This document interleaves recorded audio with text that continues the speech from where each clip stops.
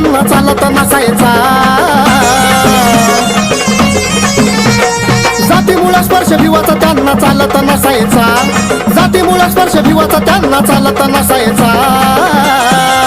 मग वर्गा बाहेर बसायचा पण साऱ्यात टॉप असायचा वर्गा बाहेर बसायचा साऱ्यात टॉप असायचा वर्गा बाहेर बसायचा साऱ्यात टॉप असायचा